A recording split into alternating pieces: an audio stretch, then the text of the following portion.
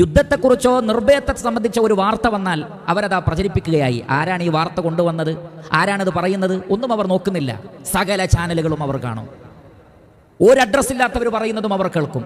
അതൊക്കെ പ്രചരിപ്പിക്കുകയും ഷെയർ ചെയ്യുകയും ചെയ്യും. ആരാണ്, എന്താണ് എന്നൊന്നും അന്വേഷിക്കുന്നില്ല.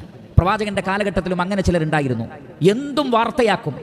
അല്ലാഹു സുബ്ഹാനഹു വ തആല ചോദിക്കുകയാണ്, നിങ്ങൾക്ക് വിവരമുള്ളവരോട് ചോദിച്ച് ശരിയായ അതോറിറ്റിയിൽ നിന്ന് കാര്യങ്ങൾ പഠിച്ചാൽ എന്താണ്?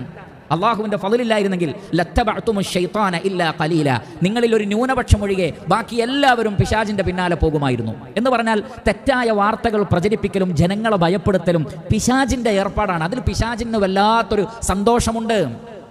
യാ അയ്യുഹല്ലദീന ആമനൂ ഇൻ ജാഅകും ഫാസിഖുൻ ബിനബഇൻ ഫതബയ്യനൂ, വിശ്വാസികളെ, അധർമ്മകാരിയായ ഒരാൾ ഒരു വാർത്തയുമായി വന്നാൽ നിങ്ങൾ അതിനെക്കുറിച്ച് അന്വേഷിക്കണം. വാർത്തകൾ പ്രചരിപ്പിക്കുന്നവരിൽ മഹാഭൂരിപക്ഷവും ഫാസിക്കുകളാണ്, അധർമ്മകാരികളാണ്, സത്യസന്ധരല്ല. അതുകൊണ്ട് അതിനെല്ലാം ചെവി കൊടുക്കേണ്ടതില്ല, അതെല്ലാം പറയാനും പാടില്ല. നബി സല്ലല്ലാഹു അലൈഹി വസല്ലം പറയുന്നത്, കഫാ ബിൽ മർഇ ഇസ്മൻ അൻ യുഹദ്ദിസ ബികുല്ലി മാ സമിഅ, ഒരു വ്യക്തിക്ക് പാപഭാരം പേറാൻ ഇത് മാത്രം മതി. എന്ത്?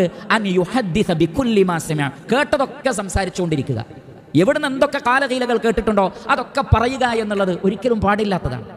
പേടിയുടെ വാർത്തകൾ ഒരിക്കലും നൽകരുത്. ലാ യഹില്ലു ലിമുസ്ലിമിൻ അൻ യുറവ്വിഅ മുസ്ലിമാ, ഒരു മുസ്ലിമിന് മറ്റൊരു മുസ്ലിമിനെ ഭയപ്പെടുത്താൻ അനുവാദമില്ല, ഹറാമാണ്.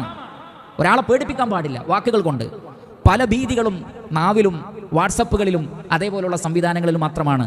നാട് സമാധാനപരമാണ്. അതുകൊണ്ട് ഒരു രാജ്യത്തിൻ്റെ സമാധാനത്തെ, സ്വസ്ഥതയെ, ജനങ്ങളുടെ സമാധാനത്തെ ഒരിക്കലും നമ്മൾ നശിപ്പിക്കാൻ പാടില്ല. കൈകൾ കൊണ്ടും പാടില്ല, നാവ് കൊണ്ടും പാടില്ല, നിലപാടുകൾ കൊണ്ടും പാടില്ല.